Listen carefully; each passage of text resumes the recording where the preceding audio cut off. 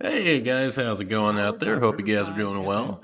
So today I'm going to be talking about a classic Disney film, which I would say in a lot of ways is a pretty underrated film, which is Princess and the Frog, which came out in '09. Which at this point it's been 15 years since that film came out, which is fucking crazy. It's been that long since this film came out. And I'll admit when this film came out, now I rewatched this film like about a year ago, and I vaguely remember watching it. I think I don't know when it came out or like shortly after, maybe in like 2010. But it was so long ago that like I did not remember pretty much any of it. So I rewatched it last year, and I have to say, after watching it, I think the film is a pretty good film. I think it's not the best of Disney's work. I don't think it's the worst. I mean, also considering what Disney's made in the last 15 years, I mean, I don't think this could even be considered in the lower or even the top of the worst it's made. I mean, I think it's a fairly decent film. I think it stands up. I don't think it's aged horribly. I don't think there's anything in the film that's like people look back on and think that this just, there's a lot of issues with it. So it's held up pretty well. And really, the film, I think it just suffers from just really being kind of just bland in a lot of areas. I mean, Tiana, I think she's a good character. I think she's one of the most attractive of the princesses even today. I mean, especially when she has the blue dress on. I think she's one of the best. I think Tiana as a character, she's good. Now, obviously, the elephant or the frog in the room is the issue. I think rightfully so, of Tiana really not being a human but being a fraud for most of the film. And I get that I get that controversy, and the issue with this is Tiana in this film suffers from being the first and only to this day black Disney princess film.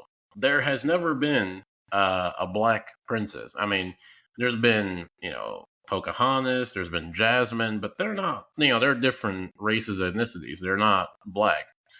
So obviously, Tiana being the first black princess, there's a lot of emphasis on that, and you do have the one group to say, well, it shouldn't matter if she's black or a human. You should be able to relate to the character regardless of what she is. And I get that. I get that to a degree. But at the same time, it is, especially for Disney, because I don't know how, I think Disney at that point was like, it'd been around 95 years. It had been around for a very long time. And I mean, obviously, for a very large portion of Disney's history, there was no way a black princess would have ever been made. And so the fact that, and even Disney made a big deal at the time of like, hey, this is our first black princess. This is our first like really black film we've made. So even Disney were aware of it. I mean, also like for this to be your first black princess, you would want to kind of make that a big importance. You'd want to like put a lot of work into that, but instead they just turn into a fraud for most of it. And it's like, I mean, at that point, like it kind of does beg the question of like, I mean, why does it really matter if she's black or not? And I think that's part of why Tiana, not that she's a forgotten princess, but she's really not talked about today like the other princesses. Like, I mean, even Snow White. I mean, I know the recent abysmal, remake with Rachel Zegler came out, but like even before that, like even today, even though Snow White came out like God, what fucking 60, 70 years ago, she still is relevant today as she was back then. Ariel came out in the 90s, 80s. Belle, Jasmine, like, all the princesses that came far before Tiana are still relevant today. And Tiana's that one princess that's just kind of there. I mean, people don't hate her, they don't dislike her, but she's just kind of forgotten. And I think part of that is the fact that she's just not really like a person for most of the film. She's a fraud. So, like, when you think of it, and I might be wrong about this, but I believe Tiana's the only princess that has actually not been a human for the majority of the film. Like, I mean, I think Tiana's only a human for, I think maybe 20% of the film. Like, I mean, she's only a human really the very beginning when she's a little girl, then a little bit when she's like older. And then for pretty much the solid 90%, the bulk of this film, she's just a fraud. And I feel like that kind of does like I wouldn't say damage people's perception of Tiana, but I think the fact that she isn't a human for most of it, I think that kind of does take a lot away from her kind of being a notable princess, because you can see the other films and the whole film is the princess, and you can you know quote things that they've said or done, actions and things. But with Tiana, she's a frog. I mean, there's not much to say really. There's not much you can really, not much to say on that. And comparing her to princesses of the past or even currently, I can see why people wouldn't rank her that high just because of that. Because well, I mean, she's really not even a princess till the end, literally the end of the film. But then she's also not even a human for most of it. So it was like, I mean, I guess she might count, but not really. So I think that has hurt Tiana as a character. I think that's part of why she's just not in the same, I wouldn't say the same caliber, but she's not in that same group of princesses like pretty much every other princess. Like even Moana, who's not a princess. I mean, she's still very relevant. I mean, granted, I know they're doing the sequels and all that, but nonetheless, she's still highly relevant. But yeah, with Tiana, I feel like she's not a dislike character or a bad character. I think she's just a character that is kind of forgettable in a lot of ways, just because she spends most of the film as a frog, and then she's a human at the end, a human at the beginning, but in between there, she's not even a person. So I think people, kind of look at that and they're like, whatever. And I think that's also probably a bit why black people back then and even now kind of really weren't, not that they weren't high on the film, but it's like, I mean, yeah, she's the first black princess, but I mean, what does that really matter when she's not even a human for fucking 95% of the film? Like, this is a waste of time. Like, why even make her black? Make her just some, one of the regular white, German princesses and call it a day, Yeah, so that is an aspect of the film that I think has kind of damaged Tiana as a character.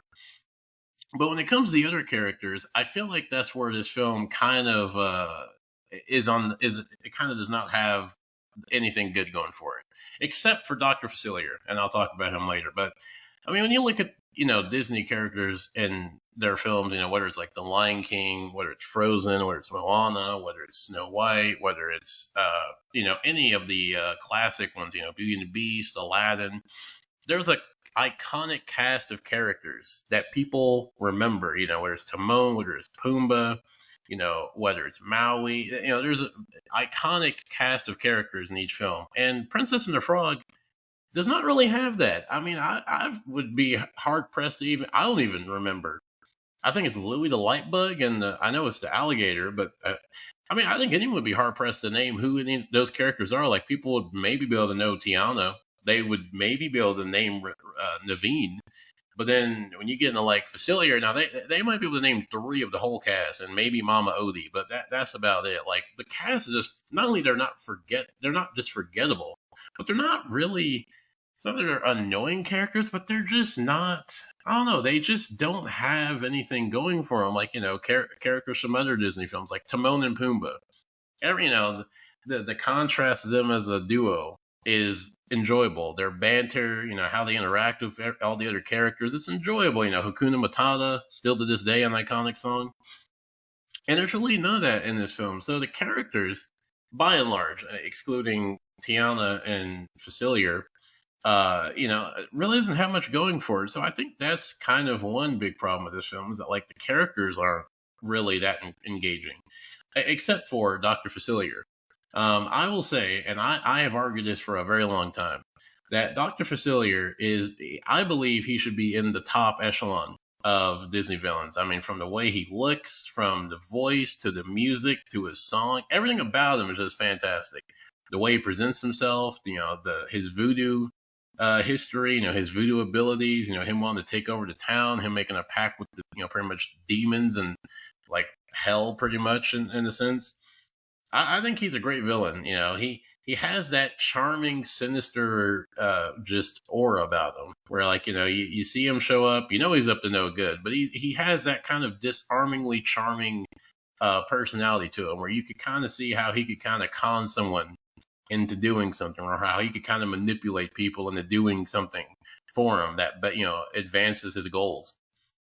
So he's enjoyable, and still his song, I will argue with anybody, Friends on the Other Side, is one of the best, I would say, in the top 5, top 10. I would argue top 5 for me personally. It's in the top 5. I've listened to that song for the last 10 years That song is fantastic. And there's a remix on YouTube by a guy named Dave Wave who does like remixes of songs. I strongly recommend watching that remix. That is a fantastic remix of Friends on the Other Side. But that song is phenomenal. I love that song. I think that that song is right up there with Unfortunate Souls, Be Prepared. It's up there. I would count that as one of the best. So I will say at least the other positive of this is the villain. I mean, Doctor Facilier. He's not only a solid villain. I'd say he's a top 10, top 5 villain without question. And I wish they had done more with him. I feel like it wasn't that he was underutilized per se, but he wasn't in the film as much as I would have liked. I wish and also he didn't really have much of a connection to Tiana. Like him and Tiana are kind of just it's like they have two separate plot lines going that just kind of happen to overlap at the end. Because if I'm remembering correctly, I don't even think Tiana's even aware. Like, I mean, I think she knows because Naveen mentions like he got turned into a frog by a shaman. But like Tiana and Facilier don't meet each other, or I don't even think they know each other until the very end. Like, I think the end of the film is when they first and last meet each other. There's no history.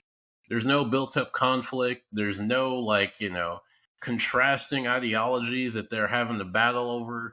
They just kind of meet up and then have their showdown, and then Facilier is defeated, and that's it.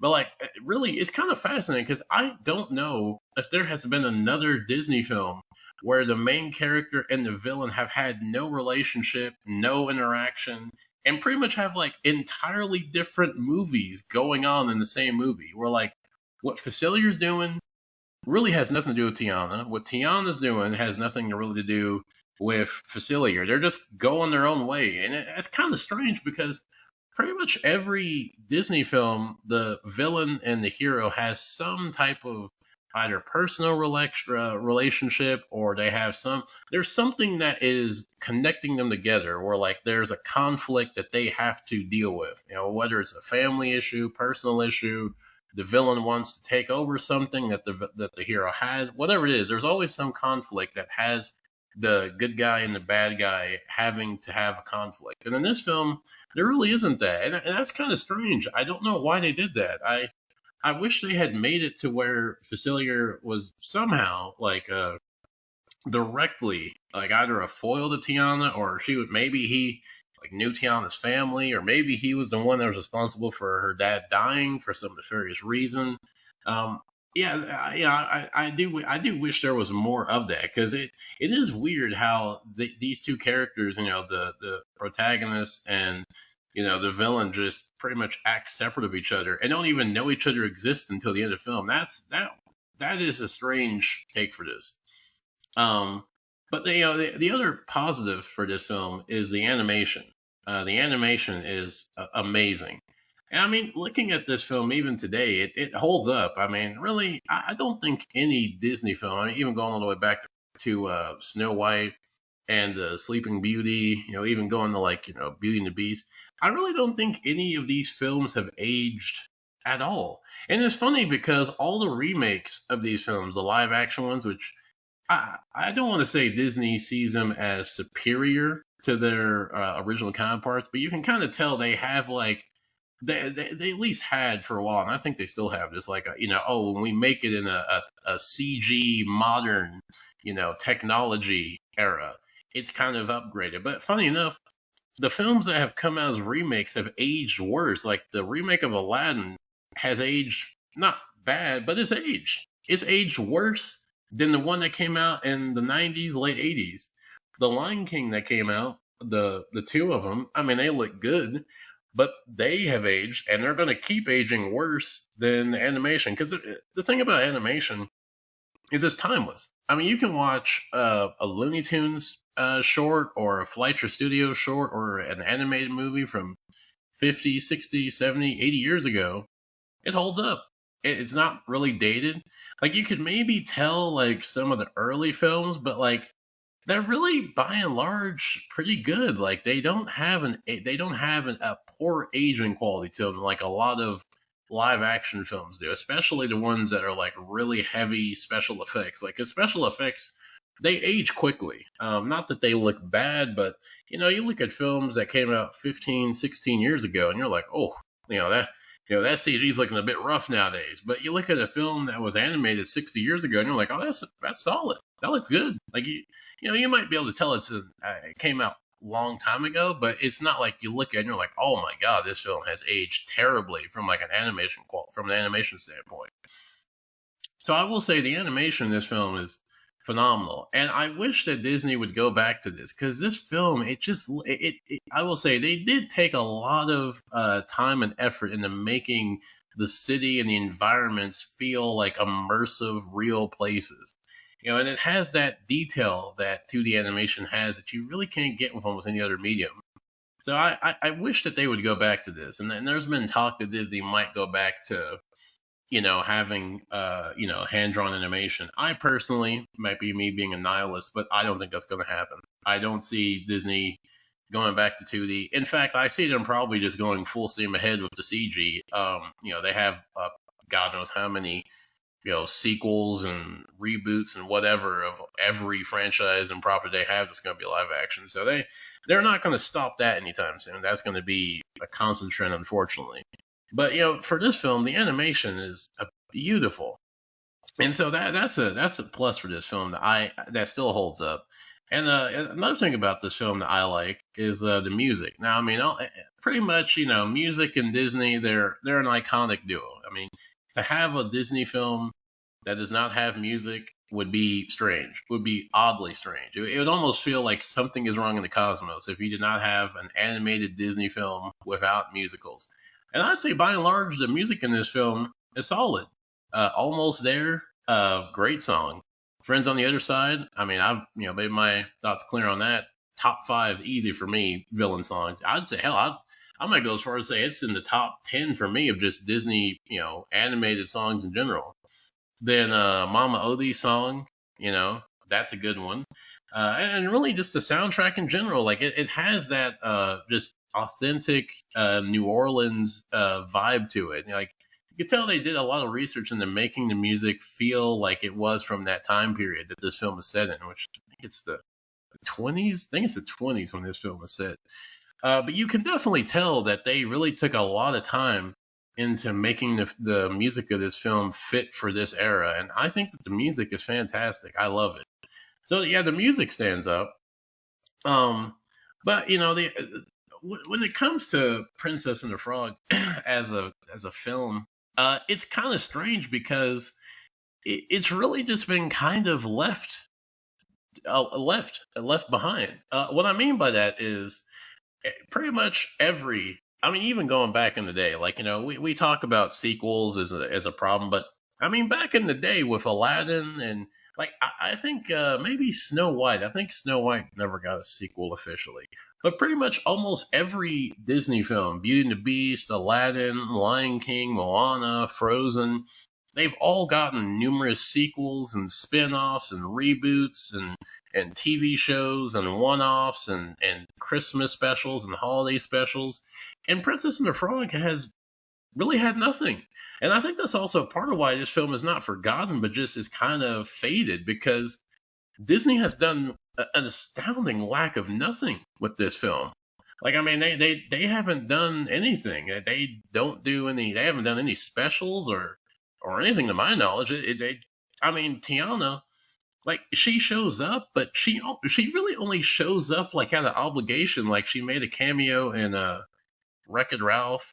She made a cameo in the Once Upon a Time that short they did for Disney's 100-year anniversary. She showed up in that, and a few other characters did.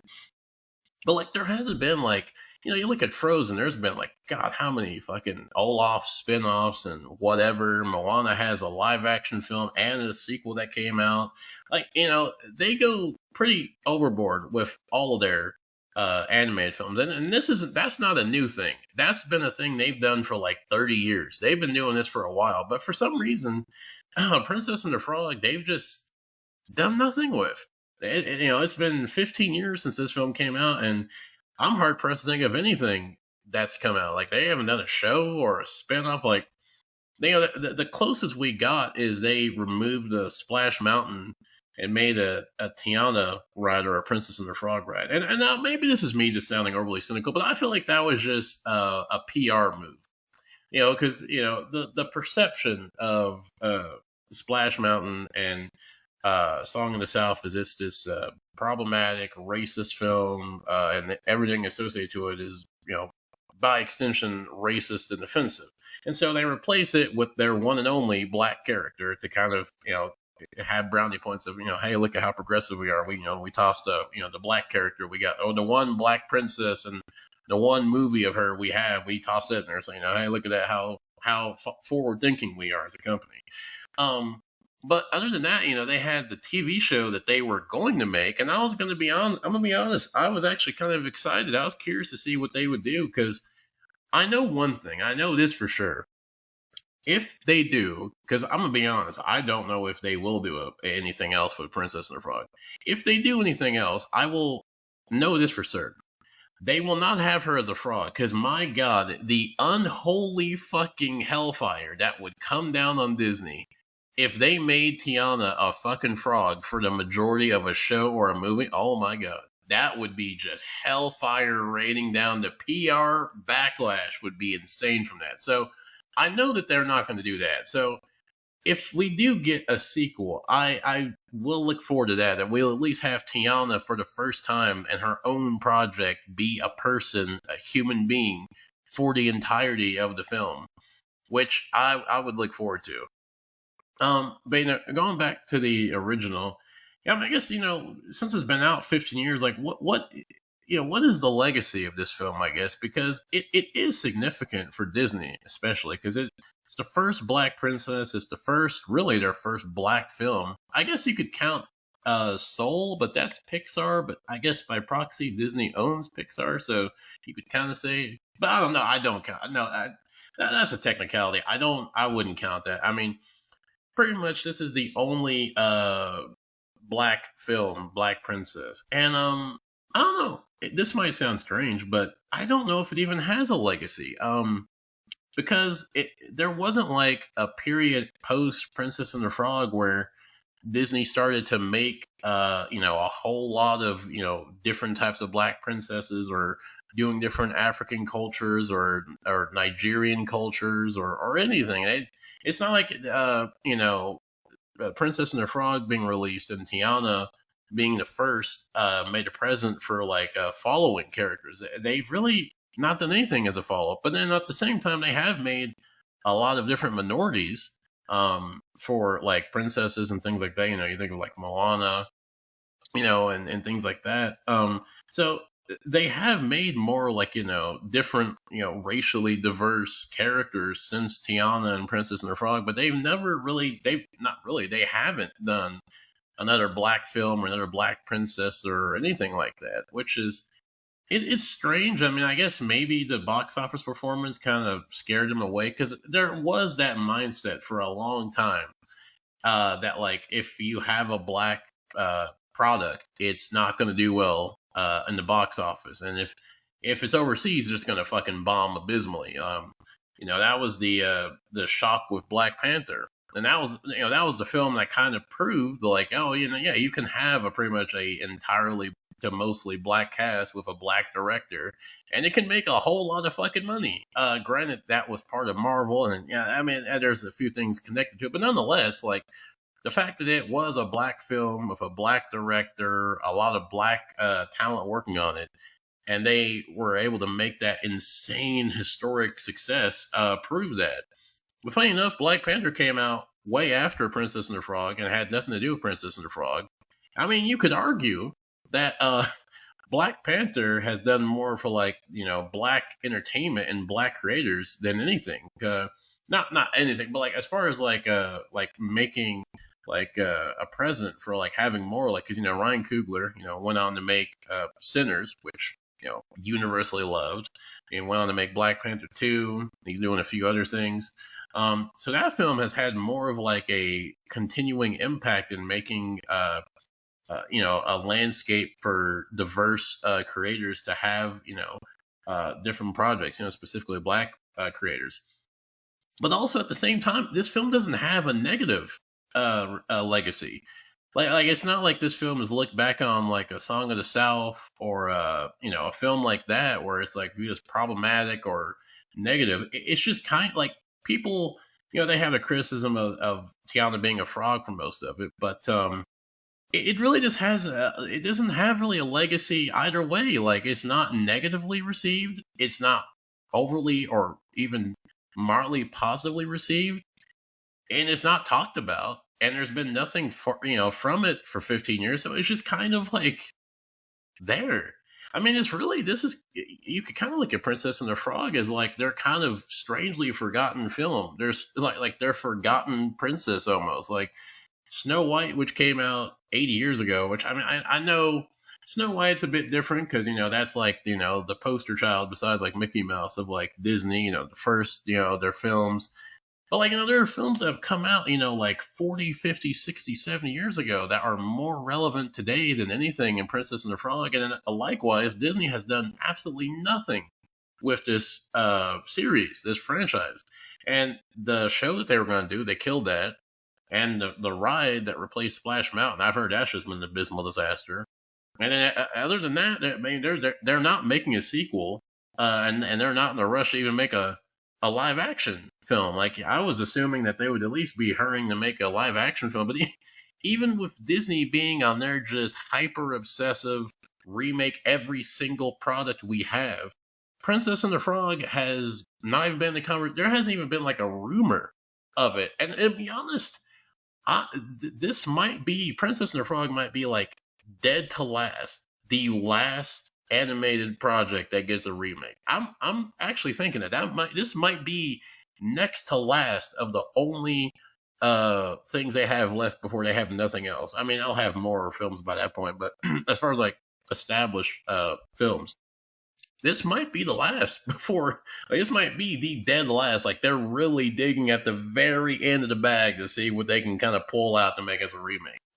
And I think also that kind of ties into, I can't remember how this performed at the box office. I don't think it did overly negative. I think it was a disappointment, I think. So maybe that's why, it didn't perform as well. So, there's kind of a stigma of like, well, it didn't do that well at the box office. So we're not really that, inclined to be doing anything else. Because the one thing about Disney is they only really remake projects that are universally beloved and made a lot of money. Lilo and Stitch, Aladdin, Lion King, Dumbo, Snow White, Pinocchio, iconic classics, made a lot of money. They, like Treasure Island. You don't hear them talking about doing a Treasure Island remake. Didn't make any money back then and doesn't have the universal love and praise like, the other classics do. So they aren't even thinking about that. And I think Princess and the Frog is kind of in that same basket where they're just kind of like, it didn't make any money, doesn't have much of a, like, I don't think anyone has like, I mean, maybe a few people do. I'm sure there's people out there, but as far as like The Lion King, like, there's people who weren't even born when The Lion King came out that like today have a fondness and a nostalgic fondness for The Lion King and classic Disney films. And with Princess and the Frog, I just don't think that there is anything like that. I mean, I know for some people there is, and I know especially for like, minority groups, I'm sure there are people who are like, it was memorable to have someone that looked like them to be on screen and they can relate to it. But like, as far as like a universal audience, like, the general audience, I don't think there is. I mean, I think against like with a lot of black people, I don't think there is like a nostalgia for this film. I think they're just kind of like, oh, that film that came out like a while ago, that's it. They don't really like. I think people have more of a fondness for like a Black Panther, which only came out like 6 or 7 years ago. Have more of a fondness for that than they do for Princess and the Frog, which is just crazy. That this film just has an indifferent legacy. And maybe that's a unique, that's not maybe, that is a unique situation because I can't think of a single Disney film that has this type of reception or just perception of nothing. Like, even the films that people dislike, at least they dislike it. But this film, they don't even like or dislike it. It's just kind of there. And people just are like, whatever. It's just, that's kind of just fascinating that this film has that, because I can't think of another Disney film or really any film almost like that has that kind of indifference that people have to it, which is just fascinating. But yeah, there's not much else to say really, I guess, when it comes to Princess and the Frog. But I'll be curious to see if they'll, if and what, because I'm gonna be honest, Princess and the Frog. This is one. It's not even a franchise, but like a film. This is one film that I'm actually not too sure if we will get anything after this. It might be another 10 years before we get another Princess and the Frog anything. So I'll be curious to see what they do if they do anything. I hope they do. Um, oh, I will say this though. The one thing I was vying for, and I hoped for this in Kingdom Hearts 3, and I have a 0.1% chance of this happening. It probably won't, but I hope it does. And I talked about this in my Kingdom Hearts video. I hope someone, please, anyone, I don't know, I don't care who it is, can get a petition. Hell, I'll start it. Make a petition to have either Tiana and Princess and the Frog as a world in Kingdom Hearts 4, or to at least have Tiana and the characters like they did with the princesses and the other ones, to have her as a character. I need this to happen. I need to have, at the very least, Dr. Facilier as a boss, not just a generic, like as a main boss in a Princess and the Frog world, using Voodoo Shadow Heartless with a villainous rendition of Friends on the Other Side as an instrumental as the music. I need that to happen. I need that to happen. It probably won't, but dear God, though, I would be ecstatic for that. I would excuse a lot of anything bad in Kingdom Hearts 4 if they do that. I hope so. So I hope that happens. I was hoping maybe, because I played Kingdom Hearts 3 late. I played it way after it came out, and I held out hope till the end of the game that maybe there'll be like an Easter egg for Tiana or Naveen or Facilier, and it never happened. So I'm hoping maybe Kingdom Hearts 4, because if it's not 4, I don't think it's gonna ever happen. But with that said, that last bit of a tangent out, I think I'm gonna call it a day here. I think I've spoken, more than enough about good old Princess and the Frog. So until next time, I will see you good people later.